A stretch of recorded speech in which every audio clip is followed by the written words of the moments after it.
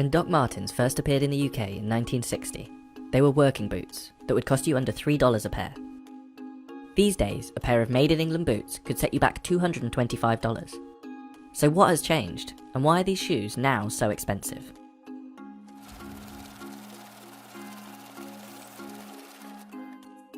Doc Martens are a style icon that has endured for over 50 years.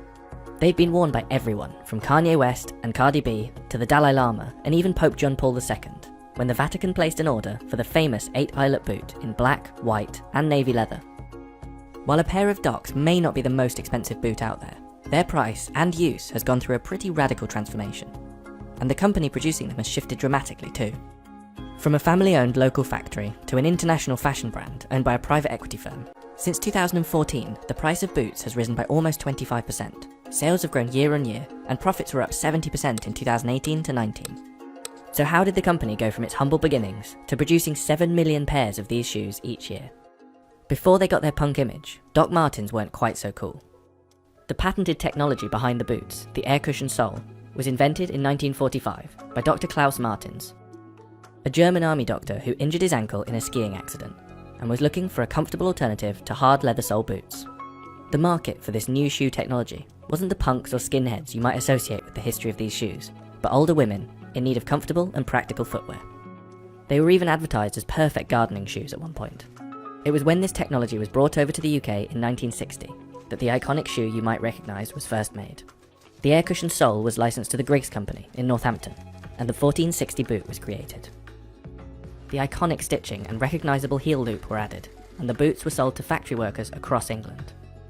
At the time, these boots cost only $3 a pair. Even with inflation, that's just over $50. They were cheap, hard-wearing, and perfect for postmen, policemen, and workers on their feet all day.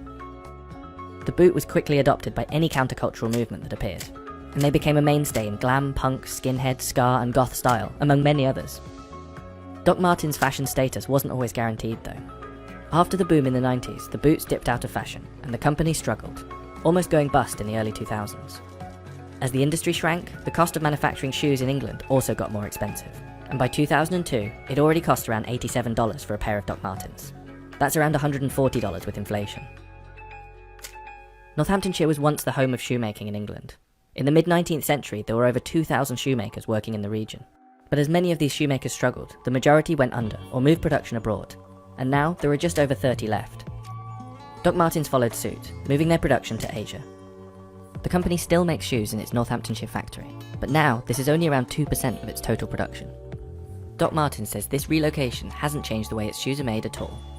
We wanted to see if there actually was a difference between the new Asian-made boots, the more expensive made-in-England variety, or a vintage pair from before the move. We spoke to someone who's torn down multiple pairs of these shoes to find out. I'm Weston Kay, I'm a professional leather worker, and I cut boots and shoes in half on YouTube. Yeah, I would say the production methods are really similar between the Asian-made boots and the made-in-England boots. A lot of the same features on the inside of how they stitch their boots are identical. The construction is really similar. They still heat sew the sole to the welt. I think a lot of the big differences between the vintage boots and the newer ones, it's stuff that you would only notice if you cut it in half almost, or if you wore them for long enough time. The vintage Doc Martens had a way better midsole that adds a lot of comfort. They had a wooden shank, and the leather was just a lot better. So they lasted longer, they're more comfortable, they have the support you need. The newer ones just have worse versions of the old ones' materials. I wouldn't describe them as a super durable or long-lasting boot, but a lot of people are just buying these boots because they're Doc Martens anyway, and they're gonna be comfortable, they're gonna last a decently long time, so most people are gonna be happy with them. We contacted Doc Martens about these comments, and a spokesperson told us, "We have not altered any materials or manufacturing processes that would jeopardize the quality of our products.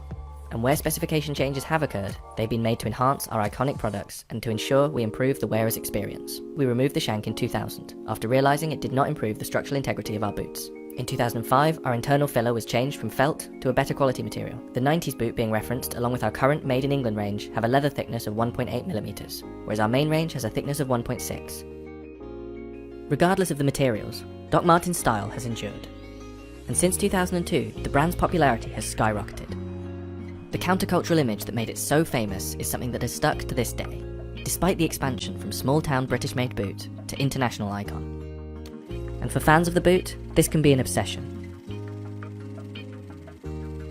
Over the years, the company has evolved from producing one boot in 1960 to producing around 250 styles each year.